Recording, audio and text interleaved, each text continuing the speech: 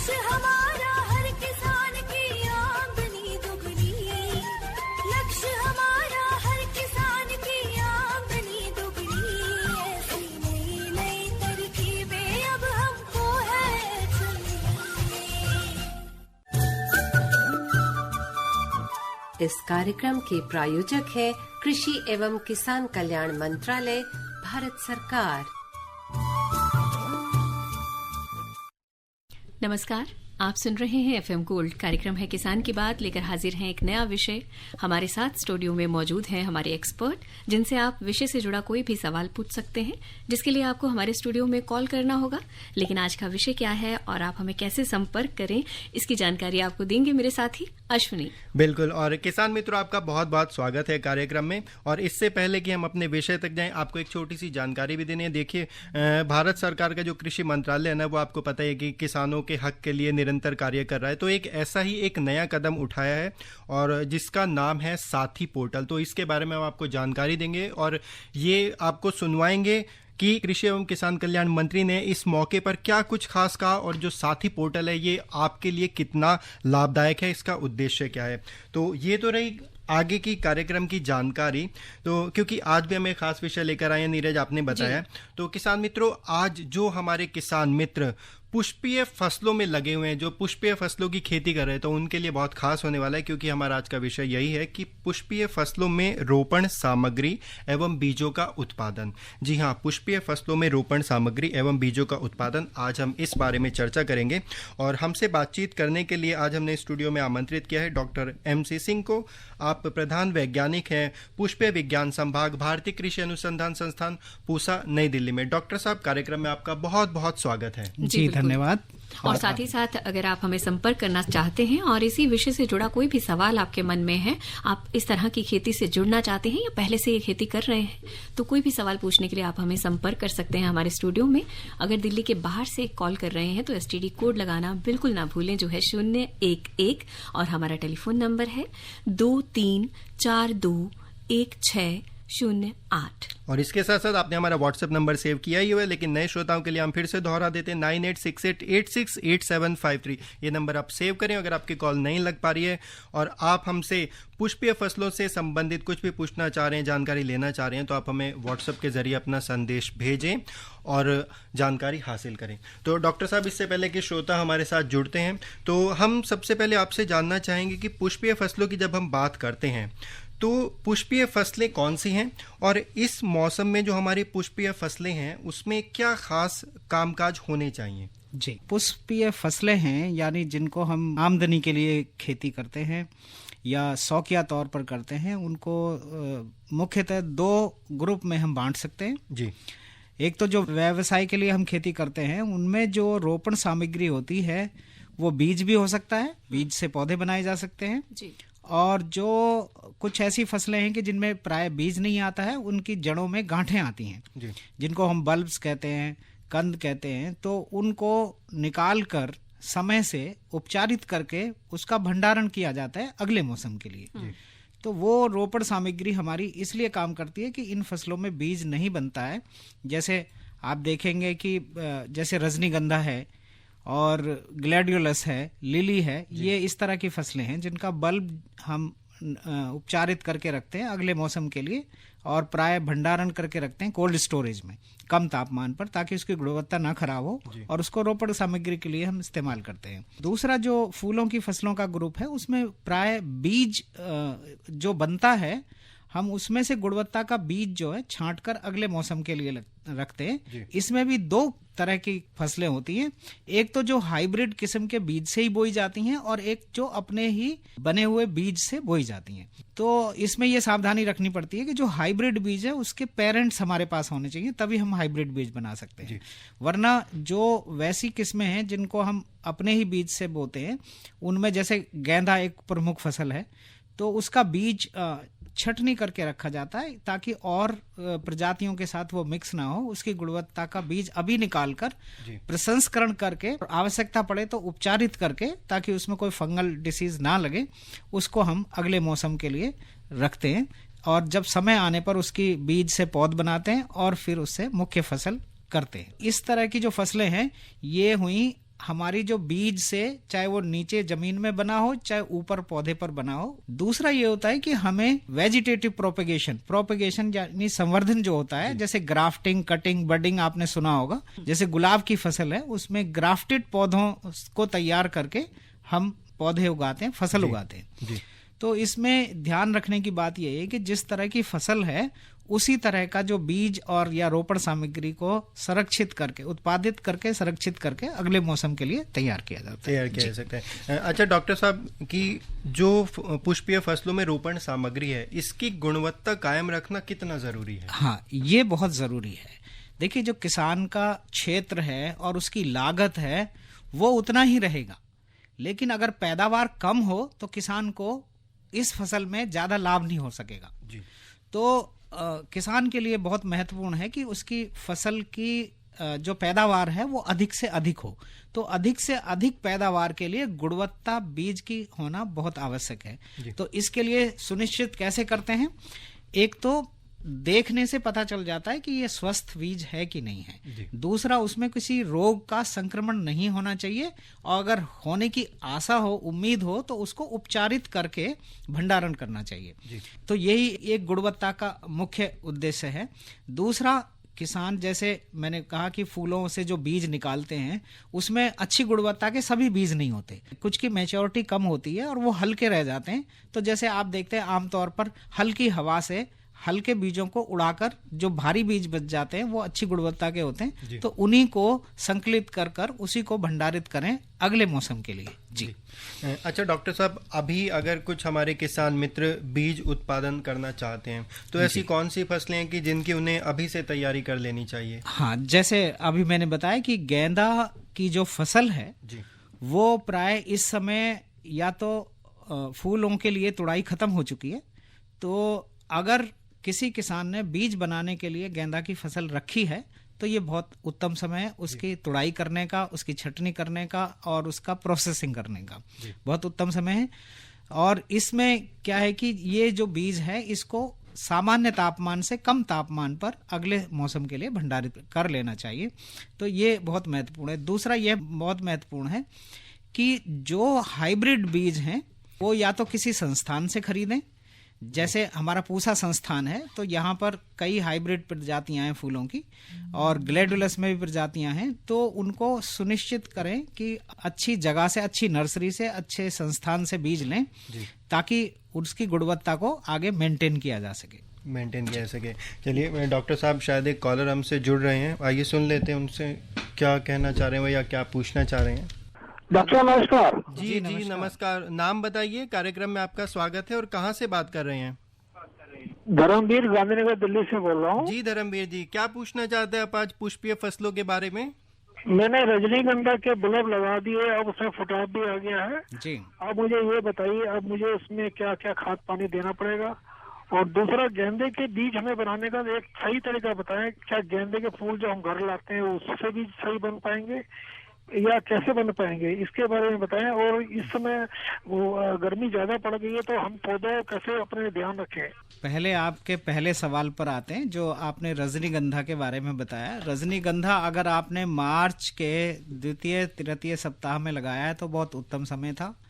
अभी उसकी जो पत्तियां निकल आई होंगी और आपको पता है कि इसमें तना नहीं आता है, फ्लावर वाला ही तना आता है, तो इसमें पत्तियां ज्यादा हो जाती हैं जी। तो अब आप देखेंगे कि इस समय जब आपके 6 से 8 इंच के पत्ते हो जाएं जो पहली बार निकले हैं, तब से आपको खाद देना प्रारंभ करना चाहिए। और अगर आपके ये पौधे गमलों में हैं तो गमलों की मिट्टी उम्मीद है कि आपने बहुत अच्छे से बनाई होगी, जिसमें 1/3 गोबर की अच्छी खाद होगी, बाकी 2/3 अच्छी मिट्टी होगी। तो इसमें जब तक 8-9 इंच के पौधे नहीं हो जाते हैं, जब तक आपको उर्वरक देना यानी रासायनिक खाद देना अच्छा नहीं माना जाता, क्योंकि पहले से बनी हुई मिट्टी में और जो कंद आपने लगाए थे, इसके बल्ब लगाए थे, उसमें काफी मात्रा में इसको पोषण करने की शक्ति होती है जी। तो जब आप अगली बार फर्टिलाइजर देंगे तो NPK जो आता है बाजार में 18-18-18 के अनुपात में, उसका 2 ग्राम 1 लीटर पानी में घोलकर जब भी आप इसकी सिंचाई करें तो वही पानी दें। और अगर रोज वो नहीं, हर समय नहीं दे सकते हैं, तो हफ्ते में 2 बार जरूर दें जी। तो इसका ध्यान रखें। और बाकी मिट्टी में पर्याप्त मात्रा में माइक्रो न्यूट्रिएंट होते हैं जो इसके लिए कामगर होंगे। दूसरा सवाल आपका गेंदा का है। अगर आप गेंदे का बीज ये सोचें कि गमले में जो पौधा उगा है आपने फूल भगवान को चढ़ाने के लिए तोड़ा और आप सोचें कि उसमें गुणवत्ता का बीज आ जाएगा, तो ऐसा नहीं होता है। तो आपको बीज के लिए जो स्वस्थ फूल हैं वो छोड़े रखने पड़ते हैं और उनका पर्याप्त रूप से पकने का इंतजार किया जाता है, मैच्योर होने का इंतजार किया जाता है। और जब वो ड्राई हो जाते हैं, जो नीचे का थैलेमस होता है जिसमें बीज होते हैं, वो हिस्सा परफेक्ट रूप से ड्राई हो जाना चाहिए, तभी आप उसको तोड़ें। अगर कच्चे में आप तोड़ लेंगे तो वो बीज अच्छी गुणवत्ता का नहीं हो सकेगा, उसमें पूरा पर्याप्त मात्रा में जो उसका ऊर्जा होती है, ओज होता है, वो नहीं भर पाएगा। इसलिए आप इसकी सावधानी रखें।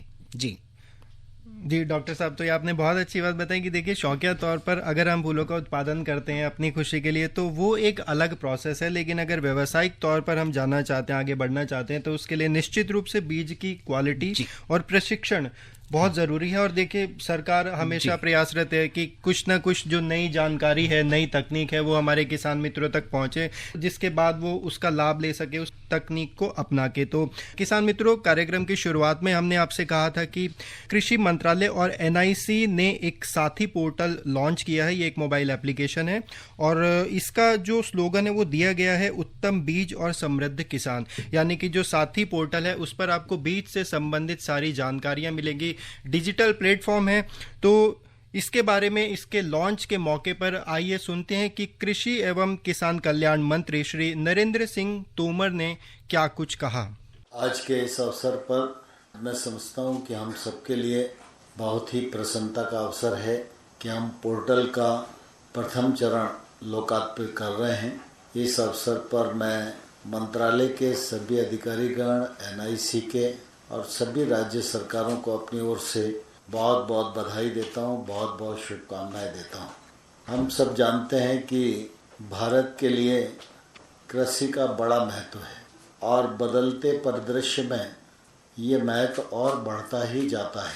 पहले हम खेती के बारे में जब सोचते थे तो हमारे मन में रहता था कि अपने देश की आवश्यकताओं को कैसे पूरा करें, लेकिन जैसे जैसे समय बढ़ रहा है, देश की यश कीर्ति बढ़ रही है, तो खाद्यान्न की दृष्टि से, कृषि उत्पादों की दृष्टि से दुनिया के बाजार में भी भारत से अपेक्षा बढ़ रही है। इन अपेक्षाओं पर हम खरे उतरें, यह निश्चित रूप से भारत सरकार और राज्य सरकार दोनों की संयुक्त जवाबदारी है। विश्व की अपेक्षाओं को हम पूरा करें, जलवायु संकट के दौर में हम ठीक प्रकार से खड़े रह सकें, कृषि के समक्ष समय समय पर आने वाली विभिन्न प्रकार की चुनौतियां, उनका समाधान करने में सक्षम हो सकें, यह आज निश्चित रूप से बड़ी ज़रूरत है। कृषि के क्षेत्र में हम सब जानते हैं कि बीज का, पेस्टिसाइड का, उर्वरक का, सिंचाई का महत्वपूर्ण भूमिका है। बीज अगर बाजार में गुणवत्ता विहीन है तो निश्चित रूप से वो बहुत ही खतरनाक स्थिति है। किसान जब ऐसा बीज खरीद कर अपने खेत में बोता है तो किसान का तो नुकसान होता ही है, लेकिन साथ ही साथ अगर बड़ी मात्रा में नकली बीज बाजार में है और बिक रहा है तो हम सोचें कि देश भर के उत्पादन पर कितना फर्क आएगा और पूरे देश में कृषि की ग्रोथ को किस प्रकार से ये बाजार नुकसान पहुंचा रहा है। इसलिए समय समय पर ये बात सभी लोगों से निकलती रही कि हमको कुछ ऐसी व्यवस्था करनी चाहिए जिससे कि ये जो नकली बाजार है ये ध्वस्त हो, गुणवत्ता परक बीज बाजार में रहे और किसान तक पहुँचे, किसान को भी उसका लाभ हो और देश को भी उसका लाभ हो। और इसलिए सीड ट्रेसेबिलिटी सिस्टम हम बनाएं, यह बात मंत्रालय में आई, फिर उसके बाद NIC को बात की गई और मुझे लगता है कि इस दृष्टि से आज हम आंशिक रूप से सफल हुए हैं। पूर्ण रूप से सफल तभी होंगे जब फेज 2 आ जाएगा, लेकिन मैं समझता हूँ कि फेज 1 करने में कठिनाई ज़्यादा थी, लेकिन अब प्लेटफॉर्म बन गया है, इसलिए फेज 2 आने में ज़्यादा समय भी नहीं लगना चाहिए, ज़्यादा कठिनाई भी नहीं होना चाहिए। इसलिए उसकी भी समय सीमा तय करके इस पूरे सिस्टम को हम पूर्णता प्रदान करें, यह जरूरी है। और इस दृष्टि से निश्चित रूप से हम सब लोगों को काम करना चाहिए। इसी प्रकार से पेस्टिसाइड का भी विषय है।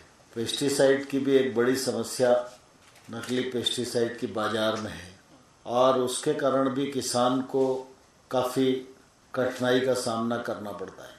पेस्टिसाइड के मामले में दो चीज़ें, एक तो नकली पेस्टिसाइड वो रुकना ही चाहिए, उसके लिए राज्य सरकारों को अपने दायित्व का निर्वहन करना चाहिए। हम सब लोगों की जो जिम्मेदारी है उसको भी हमें चिंता से करनी चाहिए।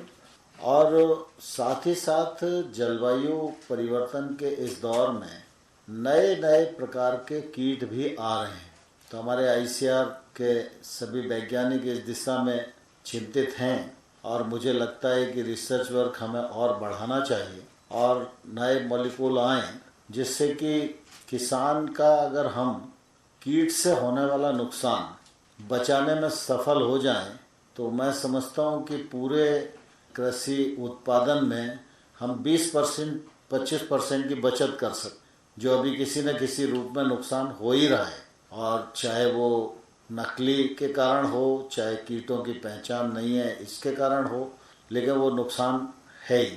तो इस चुनौती से भी निश्चित रूप से हम सब लोगों को निपटने की आवश्यकता है, ऐसा मुझे लगता है।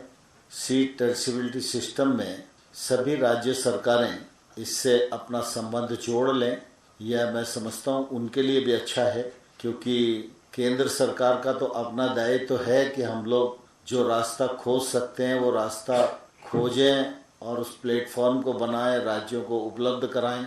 लेकिन सबसे ज़्यादा इसका लाभ तो निश्चित रूप से राज्य के किसानों को ही होने वाला है और इसलिए मुझे लगता है प्राथमिकता के तौर पर हम सब भी प्रयत्न करें और राज्य भी जल्दी से जल्दी इससे जुड़ जाए, जिससे कि इससे होने वाले नुकसान से हम निश्चित रूप से बच सकें। अब यह सही है कि इस सिस्टम के अंतर्गत QR कोड होगा और उसका जो उपयोग करेगा वो बीज को ट्रेस कर पाएगा, लेकिन अब ट्रेस कर पाए और QR कोड को वो समझ पाए, इसके लिए भी जागरूकता अभियान चलाने की ज़रूरत है। मुझे लगता नई विधा है, नई टेक्नोलॉजी है, तो जब तक ये किसान को मालूम नहीं होगी तब तक उसका लाभ उसे मिलेगा नहीं। तो इसलिए हमारे जो ट्रेनिंग प्रोग्राम राज्य सरकारों के माध्यम से, ICAR के माध्यम से, कृषि विज्ञान केंद्र के माध्यम से जहाँ जहाँ हो रहे हैं वहाँ मुझे लगता है कि अब प्रायोरिटी पर सीड ट्रेसेबिलिटी सिस्टम की भी ट्रेनिंग हमें देना चाहिए, जिससे कि अधिक से अधिक किसान इसका उपयोग करें और जो हमारा उद्देश्य है उसकी हम निश्चित रूप से पूर्ति कर सकें। मैं समझता हूँ कि पिछले दिनों कृषि के समक्ष बहुत सारे प्रकार के गैप्स हम लोगों के सामने थे। रिसर्च में भी कई प्रकार की कठिनाइयाँ थीं, मंत्रालय में भी कई प्रकार की कठिनाइयाँ थीं, फॉर्म पर भी कई प्रकार की कठिनाइयाँ थीं। विभिन्न योजनाओं के माध्यम से, विभिन्न कार्यक्रमों के माध्यम से भारत सरकार की एक कोशिश रही है कि हम उन गैप्स को भर सकें और उन कठिनाइयों को दूर कर सकें। और मैं समझता हूँ कि ये साथी जो पोर्टल है यह भी इसी दिशा में एक महत्वपूर्ण कदम है और जब इसका उपयोग नीचे तक शुरू होगा, सारे किसान अवेयर होंगे, तो मैं समझता हूँ खेती के क्षेत्र में यह एक बड़ा क्रांतिकारी कदम आने वाले कल में लोगों को महसूस होगा। आज इस पोर्टल के शुभारंभ के अवसर पर मैं सभी लोगों को अपनी ओर से बहुत बहुत बधाई देता हूँ, बहुत बहुत शुभकामनाएं देता हूँ और राज्य सरकारों से अपेक्षा करता हूँ कि वो शीघ्रता से इससे जुड़ें और अपने यहाँ भी पारदर्शिता का काम दक्षता से प्रारंभ हो, इस मामले में केंद्र सरकार को सहयोग करें। आप सबकी उपस्थिति के लिए आप सबको हृदय से बहुत बहुत धन्यवाद। अरे अरे अरे क्या कर रहा है? इधर इधर इधर हम बोल रहे हैं तेरे बीजू का। उतला बोल रहा है? पक्षियों से तो हम खेत को बचा लेते हैं, पर इन घातक रसायनों से कैसे बचाएं? मतलब? देख बेटा, तू जो ये अंधाधुंध रसायन मिलाता है ना, मिट्टी की सेहत बिगड़ने लगी है और जब माटी ही कमजोर पड़ जाएगी तो उपज कैसे सेहतमंद होगी? अरे पहले ऐसा नहीं था। पूछना अपने बड़े बुजुर्गों से, कैसे फसल लहलहाती थी, शुद्धता झलकती थी। हाँ, माटी भी तंदुरुस्त और लोग भी। अरे अब पहली वाली बात कहाँ, पर अब तो सभी डाले हैं। सब नहीं, आज भी लाखों जागरूक किसान परंपरागत विधि से फसल उगा रहे हैं। खर्चा कम और उपज की कीमत भी बेहतर पा रहे हैं। सच है? रे बेटे एक्सपीरियंस से बता रहे हैं, धूप में बाल सफेद नहीं किए हैं। हाँ। ठीक है भाई, मैं भी आज से जैविक खेती शुरू करूंगा। माटी से प्रेम की परंपरा है, परंपरागत खेती।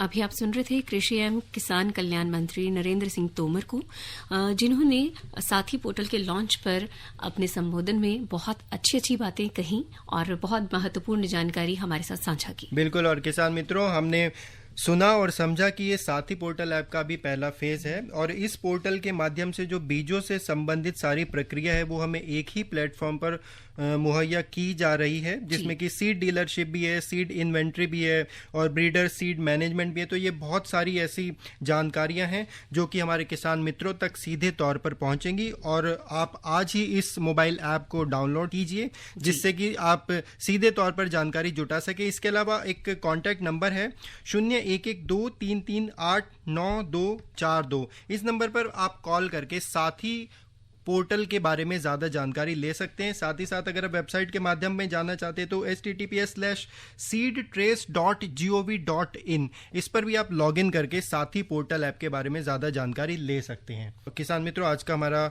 किसान की बात कार्यक्रम का विषय है पुष्पीय फसलों में रोपण सामग्री एवं बीजों का उत्पादन। तो इस बारे में हमने इस मौसम में कौन कौन सी फसलें हैं, उनमें हम क्या काम कर सकते हैं, बीज उत्पादन के समय में कौन सी सावधानियां रखनी चाहिए, ये सारी बात हो चुकी है। तो डॉक्टर साहब, अब हम आपसे जानना चाहेंगे कि जब इतना महत्वपूर्ण है कि रोपण सामग्री के लिए जो बीज की गुणवत्ता बनाए रखना, तो जाहिर तौर पर इसके भंडारण में भी हमें बहुत ज्यादा सावधानी बरतने की जरूरत है।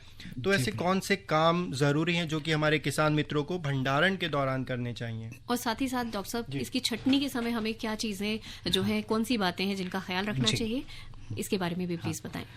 जैसे अभी एक हमारे श्रोता ने शेयर किया था बीज बनाने के लिए जी, तो इसमें सबसे महत्वपूर्ण यह है कि जब हम बीज बनाते हैं और उसका संशोधन करते हैं तो इस बीज में जो नमी की मात्रा है वो सुनिश्चित करना बहुत आवश्यक होता है। अगर इसमें नमी जितनी होनी चाहिए, जैसे फूलों के बीज हैं तो उनमें 8 से 12% नमी रखी जाती है, किसी में 16% अगर थोड़ा बड़ा बीज है जी। और अगर इस बीज को हम छटनी करते हैं, जैसे आपने कहा, छटनी का मतलब ये होता है कि जो अच्छी गुणवत्ता का बीज नहीं है हम उसको अलग कर दें, ताकि हमारी फसल की गुणवत्ता पर भी उसका प्रभाव ना पड़े। तो इसके लिए आमतौर पर अब छोटी छोटी मशीनें भी उपलब्ध हैं और वो मशीनें कैसे काम करती हैं कि अंदर उनके ब्लोअर होता है और ब्लोअर से वो हल्के सीड को उड़ा देती हैं। दूसरा ये होता है कि जो सीड में अनावश्यक रूप से उसके वेजिटेटिव पार्ट लगे होते हैं, यानी अच्छे से नहीं होता है, उसको क्रश कर देते हैं और उसको वो हट जाता है जी। तो जो सीड है, जितना सीड होता है उतना ही हिस्सा निकलकर मशीन में जाता है और हवा के माध्यम से, ब्लोअर के माध्यम से जो हल्का और कम गुणवत्ता का बीज है वो उससे अलग हो जाता है, क्योंकि वो हल्का होता है तो उसके प्रेशर से वो अलग हो जाता है। और जो अच्छी गुणवत्ता का और भारी सीड होता है वो ही बचता है और उसको हम निकाल कर, अगर हमें ये अंदेशा है कि इसमें कुछ इन्फेक्शन हो सकता है तो उसको या तो हम छाया में, कम धूप में ड्राई कर लें। बहुत ज्यादा धूप में करेंगे तो उसके अपने अंदर की मॉइस्चर भी निकल जाएगी। तो ध्यान ये रखना है कि बीज में जितना 12% या 8% मॉइस्चर रहना चाहिए उतना जरूर रहना चाहिए या उसके बीच में रहना चाहिए। उसके पहले उसको भंडारण ना करें। तो अगर आपको अंदेशा है कि उसमें कोई फंगल स्पोर हो सकते हैं, कुछ हो सकते हैं, तो इस बीज में ध्यान रखें कि इसको गीला करके उपचारित ना करें भंडारण के पहले, इसको ड्राई ही उपचारित करें। तो जैसे बेवेस्टिन का पाउडर आता है या कार्बेंडाजिम होता है, उसका हल्का सा पाउडर, या बहुत सारे ऐसे कार्बोरिल डस्ट आती है जिसमें कोई कीड़े मकोड़े नहीं लगते हैं उसमें और उसको बीज को खाते नहीं है। तो जैसे आपने देखा होगा अगर हम बीज छांट करके तो उसमें कीड़ों के अंडे भी साथ होते हैं जी। तो वो उसको मार देते हैं। वो पाउडर जो होता है वो एंटी इंसेक्ट होता है, वो उसको मार देता है, उसके लार्वे नहीं बन पाते हैं, तो उसको सीड को हानि नहीं होती है। तो उसको ड्राई ट्रीट करके उसको तभी भंडारण करते हैं उसका। और जैसे मैंने बताया कि भंडारण बहुत ही महत्वपूर्ण है। भंडारण ऐसी जगह नहीं करना है जहां पर बहुत ज्यादा नमी हो, नहीं तो बीज उस नमी को सोख लेंगे और खराब हो जाएंगे समय से पहले जी। और वहां पर बहुत ज्यादा हवा का संचार ना हो, लेकिन हवा का संचार अवश्य हो। तो इस और तापमान घटता बढ़ता ना हो, लगभग एक जैसा तापमान रहता हो। तो इस तरह के जो फूल वाली फसलें हैं, जो आम फसलें हैं, उनका बीज ऐसे किया जाता है। लेकिन जैसे अभी कंद की बात चल रही थी कि कुछ पौधे ऐसे हैं जैसे ट्यूबरोज है या ग्लैडियोलस है या लिली है, इसका जो कंद हम करते हैं, निकालते हैं, उसको पहले अच्छी तरह से साफ कर लें, उसमें मिट्टी का हिस्सा ना हो, फसल के और अवशेष ना हो, उसको सफाई करके, जैसे मैंने बताया कि कभी भी धूप में ना उसको ड्राई करें, हल्की धूप में या छाया में ड्राई करें। और उसके बाद इसका ड्राई ट्रीटमेंट बेविस्टिन पाउडर वगैरह से करके, और ये सुनिश्चित कर लें कि अब ज्यादा कोई इसमें इन्फेक्शन वाली बात नहीं है, और उसको ड्राई ही रूप में कोल्ड स्टोरेज में 4 डिग्री तापमान पर रखें। ये सुनिश्चित कर लें कि जैसे भंडारण वाले लोग कहते हैं कि भाई हमारा कोल्ड स्टोरेज 4 डिग्री पे चलेगा, लेकिन वो 4 आलू भी उसमें रख रहे हैं और बाकी कंद भी उसमें रख रहे हैं, तो वहां पर अगर 8 से 12 डिग्री पर वो रखेंगे तो इसके खराब होने की संभावना है।